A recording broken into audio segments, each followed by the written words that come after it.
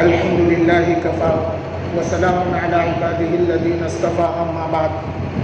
فأعوذ بالله من الشيطان الرجيم بسم الله الرحمن الرحيم وإذ ابتلى إبراهيم ربه بكلمات فأتمهن قال إني جاعلك للناس إماما قال ومن ذريتي قال لا ينال عهد الظالمين وقال الله تبارك وتعالى في كلامه المجيد والفرقان الحميد والفجر وليال عشر والشفع والوتر والليل إذا يسر وقال النبي صلى الله عليه وسلم صيام يوم عرفة أحتسب على الله أن يكفر السنة التي قبله والسنة التي بعده وقال النبي صلى الله عليه وسلم الحج العرفة أو كما قال صلی اللہ علیہ وسلم۔ محترم بزرگوں، دوستو، اللہ رب العزت کا فضل اور کرم اور احسان ہے کہ اللہ رب العزت نے اپنے بندوں کے لیے کچھ خاص ایام اور کچھ خاص راتیں اور کچھ خاص دن اور کچھ خاص اوقات اور کچھ خاص گھڑیاں ایسی مقرر فرمائی ہیں جو اللہ رب العزت کی طرف سے ہمارے لیے ایک نعمت ہے اور ہم پر اللہ رب العزت کی طرف سے ایک فضل اور احسان ہے کہ اللہ رب العزت نے کچھ خاص اوقات، کچھ خاص گھڑیاں ہم کو دے کر اور اس کے اندر عبادتوں کے ثواب کو بڑھا کر ہمارے اوپر بہت بڑا فضل اور احسان فرمایا ہے۔ اور وہ گھڑیاں ہیں کہ جس میں اللہ رب العزت کی طرف سے دعائیں قبول ہوتی ہیں اور دعائیں قبول ہونے کا خاص وقت ہوتا ہے۔ پورے سال کے اندر مہینوں میں بھی کچھ خاص مہینہ ہے، دنوں میں کچھ خاص دن ہیں اور ہفتوں میں کچھ خاص دن ہیں۔ اسی طریقے سے اوقات میں بھی کچھ خاص اوقات ہوتے ہیں جو اللہ رب العزت کی طرف سے دعا کی قبولیت کے اور عبادت کے ثواب بڑھ جانے کے مقرر ہوتے ہیں۔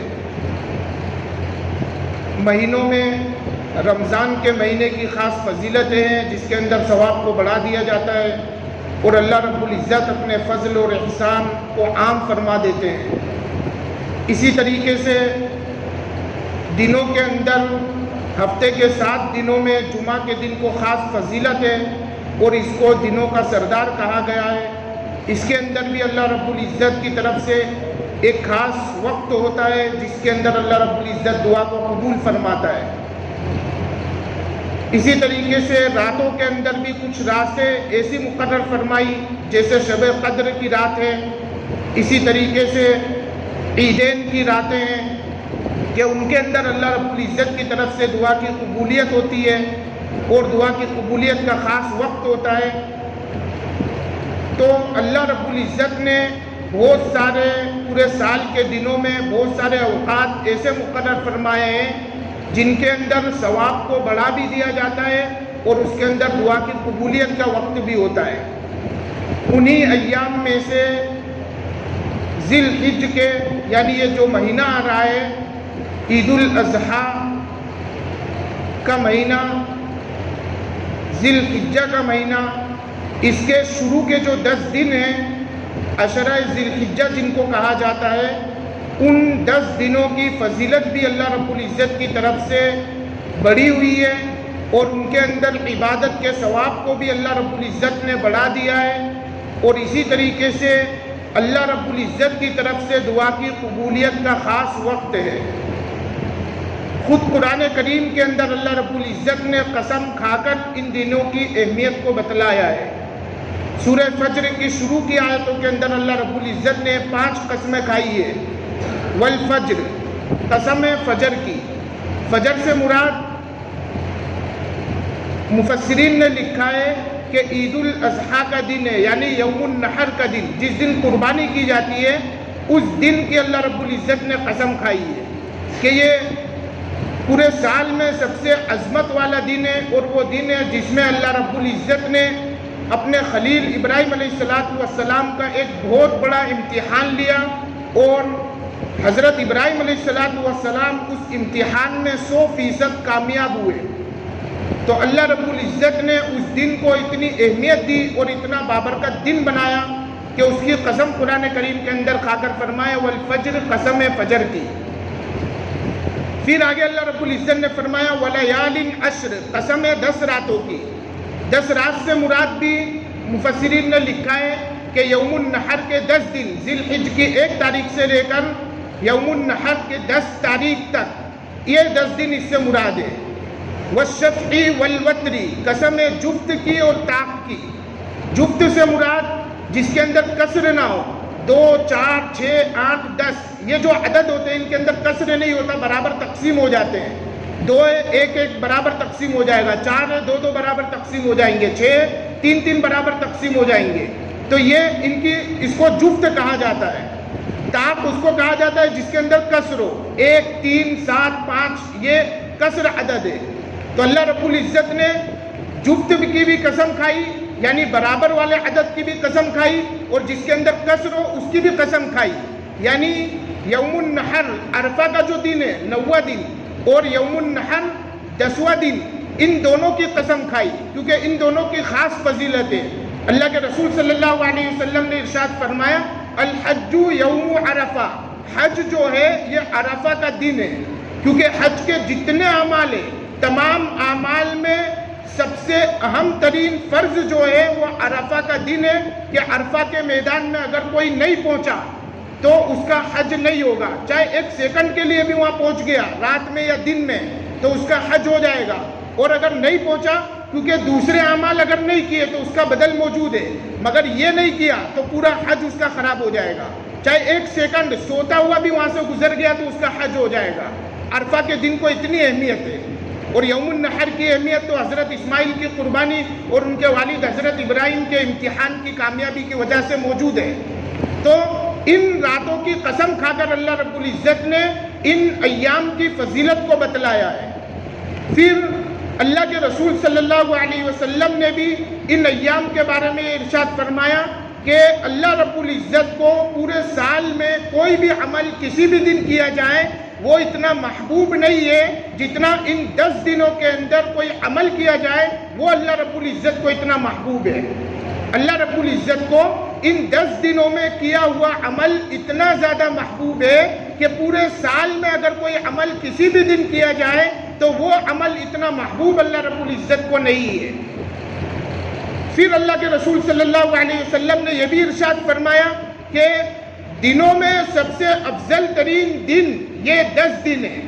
دنوں میں سب سے افضل ترین دن یہ 10 دن ہیں، اور ان 10 دنوں میں بھی سب سے افضل ترین دن عرفہ کا دن ہے، یعنی عید الاضحیٰ سے 1 دن پہلے والا دن، 9 ذی الحجہ کا دن جس کو عرفہ کہا جاتا ہے، یہ دن پورے سال کے تمام دنوں میں سب سے افضل دن ہے، حتیٰ کہ رمضان کا مہینہ بابرکت مہینہ ہے اور رمضان کا آخری عشرہ اور زیادہ اہمیت کا حامل ہے، مگر اس سے بھی زیادہ اہمیت اس دن کی ہے، یعنی یوم عرفہ کے دن کی، اس سے بھی زیادہ اہمیت ہے،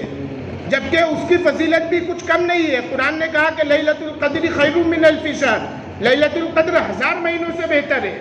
علماء نے لکھا کہ راتوں کے اعتبار سے تو رمضان کی آخری راتیں بہتر ہے، مگر دنوں کے اعتبار سے یہ دن پورے سال میں سب سے افضل ترین دن ہے، یعنی دن ان کے بہتر ہے اور رات وہ رمضان کے آخری عشرے کی افضل ہے۔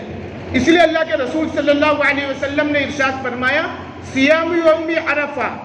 عرفہ کے ایام کا روزہ رکھنا، کیونکہ جب ان ایام کی فضیلت ہے اور ان ایام کی اللہ کے رسول صلی اللہ علیہ وسلم نے خود اللہ رب العزت نے جب فضیلت بیان فرمائی ہے تو اللہ کے رسول صلی اللہ علیہ وسلم کی طرف سے کچھ خاص اعمال ان ایام کے اندر مقرر فرمائے ہیں، کچھ خاص اعمال کی طرف توجہ دلائی ہے کہ یہ اعمال کیے جائے اور ان اعمال کی پابندی کی جائے۔ سب سے پہلا عمل اللہ کے رسول صلی اللہ علیہ وسلم نے ارشاد فرمایا صیام یوم عرفہ، یوم عرفہ کا روزہ۔ اسی طریقے سے عشرہ ذی الحج کا روزہ، احتسب ان اللہ ان یکفر السنۃ التي قبلہ والسنۃ التي بعدہ، میں اللہ سے یہ امید رکھتا ہوں کہ اللہ رب العزت اس دنوں کے اندر، ان دنوں کے اندر روزہ رکھنے کی وجہ سے ایک سال کے گناہ کو معاف فرما دے گا، اور اللہ سے میں یہ امید رکھتا ہوں کہ یوم عرفہ کا یعنی 9 ذی الحج کا روزہ رکھنے کی وجہ سے اللہ رب العزت 2 سال کے گناہوں کو معاف کر دے گا، 1 سال پہلے اور 1 سال بعد کے روزوں کو، 1 سال پہلے اور 1 سال بعد کے گناہوں کو اللہ رب العزت اس ایک دن کے روزے کی وجہ سے معاف فرما دیتے ہیں، اور دوسرے 8 دنوں کی وجہ سے 1 سال کے گناہوں کا کفارہ ہو جاتا ہے۔ تو یہ اہمیت اللہ کے رسول صلی اللہ علیہ وسلم نے ارشاد فرمائی۔ تو ایک تو اس کی یہ فضیلت ہے، یعنی ان ایام کے روزے کی حدیث شریف کے اندر ہے کہ اللہ کے رسول صلی اللہ علیہ وسلم ان دنوں کے روزے کی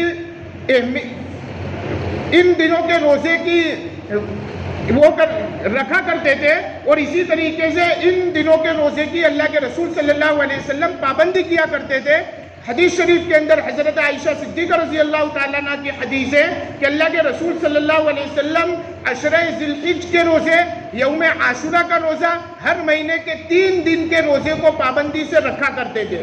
تو اللہ کے رسول صلی اللہ علیہ وسلم نے بھی اس دن کا روزے رکھے اور ان ایام کے روزے رکھے ہیں۔ ایک تو یہ فضیلت، دوسرا ان دنوں کے اندر کرنے کے کام یہ ہے، اللہ کے رسول صلی اللہ علیہ وسلم نے یہ ارشاد فرمایا کہ جو انسان قربانی کا ارادہ رکھتا ہو، یعنی جو انسان قربانی کرنا چاہتا ہو اور قربانی کا ارادہ ہو، تو اس کو چاہیے کہ ذی الحج کا جب سے چاند دیکھے اس وقت سے لے کر اپنی قربانی ہو جانے تک اپنے سروں کے بال، ناخن اور اپنے بدن کی کوئی کھال نہ کاٹے، اپنے سروں کے بال، اپنے ناخن اور اپنی کھال کو نہ کاٹے۔ اس بارے میں حکمت یہ ہے کہ اللہ کے رسول صلی اللہ علیہ وسلم نے جو یہ ارشاد فرمایا کہ اپنے سروں کے بال اور ناخنوں کو اور اپنی کھال کو، بدن کی کھال کو نہ کاٹے، ذی الحج کا چاند دیکھنے سے لے کر اپنی قربانی ہو جانے تک یہ عمل مستحب کے دائرے میں، یعنی یہ عمل مستحب کے درجے میں ہے۔ اگر کوئی انسان ایسا ہے کہ جس کو ناف کے بال، بغل کے بال کاٹنے کا اللہ کے رسول صلی اللہ علیہ وسلم کی طرف سے حکم ہے، اور یہ حکم ہے کہ ہر جمعہ کو کاٹنا سنت طریقہ ہے کہ ہر جمعہ کو صفائی کر اور صاف ستھرے نہا کر مسجد کے اندر جمعہ کے لیے تشریف لائے، اور اگر یہ نہیں ہو سکتا تو 40 دن تک گنجائش ہے، 40 دن پر کاٹنا اس کے لیے ضروری ہے۔ 40 دن کے بعد اس کے اوپر حرام ہو جاتا ہے ان بالوں کو رکھنا اور ناخنوں کو رکھنا۔ 40 دن سے پہلے کاٹنا مستحب ہے اور ہر جمعہ کو کاٹنا سنت طریقہ ہے، مگر 40 دن تک اگر کسی نے نہیں کاٹے تو 40 دن پر اس کے اوپر حرام ہے کہ وہ ناخنوں کو چھوڑ دے اسی حالت پر، یا بغل کے اور ناف کے، زیر ناف کے بالوں کو چھوڑ دے۔ تو اگر کسی کی ایسی حالت ہے کہ ذی الحج کا چاند نظر آ گیا اور 40 دن یا اس سے زیادہ اس کو ہو چکے کہ اس نے بالوں کو نہیں کاٹا ہے، ناخنوں کو نہیں کاٹا ہے، تو پھر اس کو مستحب پر عمل کرنے کی ضرورت نہیں ہے، بلکہ واجب پر عمل کرنے کی ضرورت ہے کہ وہ اپنے ناف کے بالوں کو کاٹے اور ناخنوں کو کاٹے۔ ہمارے اندر یہ بہت زیادہ خرابی ہے کہ ہم واجب اور فرض کو تو چھوڑتے ہیں مگر مستحب اور نفل پر بہت زیادہ عمل کرتے ہیں، مستحب پر اور نفل پر عمل کرنے میں بہت زیادہ زور دیتے ہیں۔ بدعات اور رسومات جو پھیلتی ہے وہ اسی سے پھیلتی ہے کہ انسان واجب کو سنت کا درجہ دیتا ہے، فرض کو واجب کا درجہ، جبکہ شریعت کا یہ حکم ہے کہ شریعت نے جس عمل کا جو درجہ بتلایا ہے، نماز کو فرض قرار دیا تو اس کو فرض کا درجہ ہی دیا جائے گا، واجب قرار دیا ہے جس عمل کو تو اس کو واجب کا ہی درجہ دیا جائے گا، جس عمل کو مستحب کا درجہ دیا ہے تو اس کو مستحب ہی قرار دیا جائے گا۔ یہ نہیں کہ ہم مستحب پر اس طریقے سے عمل کرنے لگ جائیں کہ وہ واجب کے درجے میں اس کو سمجھ لیں۔ کسی کے وہاں پر عقیقہ ہے، اب عقیقے کے لیے مستقل یعنی کسی عالم اور مفتی کے پاس جانا کہ عقیقے کی دعا کیا ہے اور اس دعا پڑھنے کے لیے مستقل اس کو بلانا اور اس کو 200-500 روپے دینا، یہ مستحب ہے صرف عقیقے دعا کرنا۔ اس سے بڑا واجب ہے کہ اپنے چہروں کے اوپر داڑھی رکھنا، اس سے بڑا واجب ہے اپنے چہروں کے اوپر داڑھی رکھنا. تو وہ واجب اور فرض نمازیں یہ نظر نہیں آتی، مگر وہ مستحب عمل کے لیے اتنا پریشان ہے کہ اگر کوئی دعا کرنے والا عالم مفتی نہیں ملا تو وہ یہ سمجھے گا کہ میرا عقیقہ ہی نہیں ہوا. مطلب یہ کہ مستحب کو تو واجب کا درجہ اور جو واجب تھا اس کو بالکل ایسا ہلکا سمجھ لیا کہ جو گویا کہ یہ گناہ ہی نہیں ہے. یہ ہماری خرابی ہے. اسی طریقے سے ہم یہ سمجھے کہ ہم نے عید کے چاند دیکھ لیا، ذی الحجہ کا چاند دیکھ لیا، اب قربانی کرنے تک ہم اپنے ناف کے اور بغل کے اور ناخنوں کو نہ کاٹے جبکہ 40 دن سے اوپر ہو چکے. تو یہ عمل صرف مستحب ہے، مگر 40 دن پر کاٹنا اس کے لیے واجب ہے، وہ رکھنا حرام ہے. اب اگر کوئی مستحب پر تو عمل کر رہا ہے مگر اس حرام سے بچنے کی اس کو توفیق نہیں ہو رہی ہے کہ 40 دن سے زیادہ مجھ کو ہو چکے تو میں اس کو کاٹ لوں، تو یہ مستحب پر تو عمل کر رہا ہے مگر حرام سے نہیں بچ رہا ہے. یہ سب سے بڑی خرابی ہے. ہم یہ شریعت یہ کہتی ہے، اللہ کے رسول کا اور علماء کا یہ فرمان ہے، جس عمل کا جو درجہ ہو، جس وقت میں جو کام کرنے کا ہو اور جس وقت میں جس کام کی اہمیت ہو اس کام کو کیا جائے. یہ نہیں کہ ہم مستحب کو کر لیں، فرض کو چھوڑ دیں، واجب کو چھوڑ دیں. یہ عمل نہیں ہے اور نہ یہ شریعت کا طریقہ ہے اور نہ یہ اللہ کے رسول صلی اللہ علیہ وسلم نے بتلایا ہے. تو یہ جو عمل ہے، ناخنوں کو نہ کاٹنا اور بالوں کو نہ کاٹنا، بدن کی کسی کھال کو نہ کاٹنا، تو یہ عمل ان لوگوں کے لیے جنہوں نے قربانی کرنے کا ارادہ کر رکھا ہو اور ان کو 40 دن سے زیادہ ناخن اور بال پر نہ گزرے ہو. اس لیے بہتر ہے کہ ذی الحجہ کے چاند سے پہلے ہم یہ تمام چیزوں سے فارغ ہو جائے، بالوں کو، ناخنوں کو، ان تمام چیزوں کو کاٹ لے اور پھر اس کے بعد ذی الحجہ کے چاند دیکھنے سے لے کر اخیر تک ہم ان چیزوں کو نہ چھیڑیں. اور یہ عمل کیوں ہے؟ اللہ کے رسول نے ایسا حکم کیوں دیا؟ اس کی فضیلت کیا ہے؟ تو اس کے بارے میں یہ کہ حجاج کے ساتھ، حاجیوں کے ساتھ مشابہت پیدا کرنے کے لیے، کیونکہ حاجیوں پر اللہ رب العزت کی خاص عنایت نازل ہوتی ہے، اللہ رب العزت کا خاص فضل نازل ہوتا ہے. اور یوم عرفہ کا دن وہ دن ہے کہ جس میں اللہ رب العزت نے شریعت کو مکمل فرمایا ہے، قرآن کریم کے احکامات کو مکمل فرمایا ہے، اللہ کے رسول صلی اللہ علیہ وسلم پر لایا ہوا دین مکمل ہوا ہے. تو اس دن کی بہت ساری فضیلتیں اللہ رب العزت کی خاص عنایت نازل ہوتی ہے، خاص اللہ رب العزت کا فضل نازل ہوتا ہے. اور عرفہ کے دن جو حاجی دعا کرتے ہیں ان کی دعائیں قبول ہوتی ہے، حتیٰ کہ لکھا ہے کہ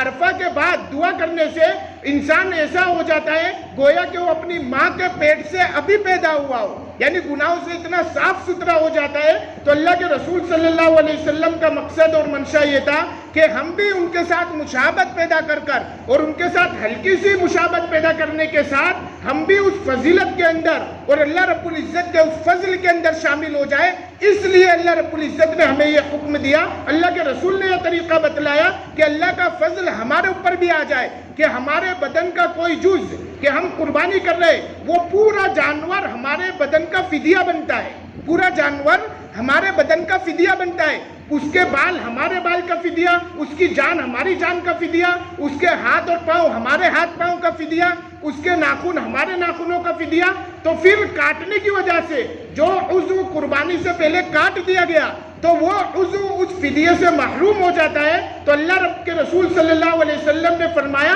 کہ اپنے بدن کے کسی بال اور کسی ناخن کو اس فدیے سے محروم نہ کرو بلکہ فضیلت کے اندر ان کو شامل کر لو اور قربانی تک ان کو باقی رکھو تاکہ اس فدیے کے اندر وہ بھی شامل ہو اور وہ بھی فضیلت کو پانے والے بن جائے.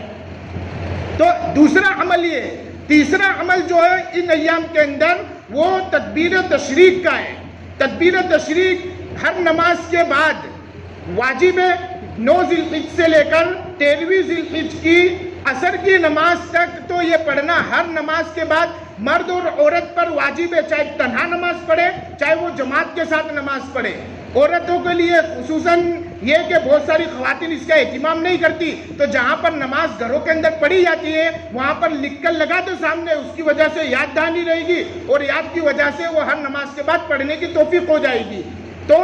مردوں کے لیے مسجد کے اندر پڑھنا اگر جماعت کے ساتھ ہے تو پھر اگر امام بھول جائے تو مقتدی پڑھ لے، مقتدی بھول جائے تو امام پڑھ لے اور بلند آواز سے پڑھی جائے، اتنی بلند آواز سے پڑھی جائے کہ مسجد گونج اٹھے. صحابہ کرام کا عمل یہ تھا کہ پورے 10 دن کے اندر ہم نے اس صحابہ کرام کے عمل کو بھی چھوڑا ہے.